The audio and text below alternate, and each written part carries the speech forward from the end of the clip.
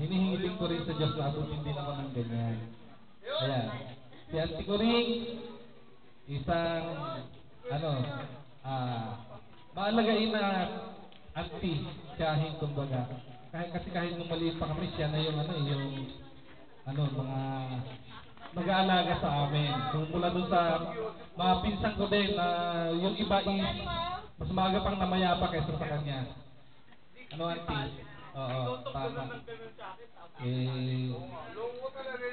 Sa Project 4, tapos lumipat, nagkahiwa-hiwalay kami na tumira kami sa Project 4, sila naman sa Marikina, tapos at this time, magkita-kita ulit kami dito sa Bulacan. Pero si auntie is never-ending na sumusuporta sa mga pamangkin niya.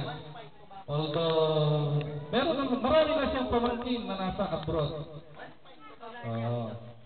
Kaya lang, parang hindi nila nakita yung kabutihan niya. Oo.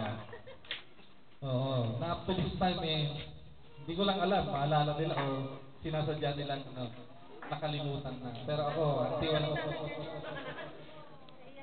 Hindi. Ako, auntie, ayaw kong mangako. Yun ang sinasabi ko sa'yo. Ayaw kong mangako. Kasi yung mga nangako ng una, napako na. Kasiw ka? Kumbaga parang hindi na nila kilala si auntie.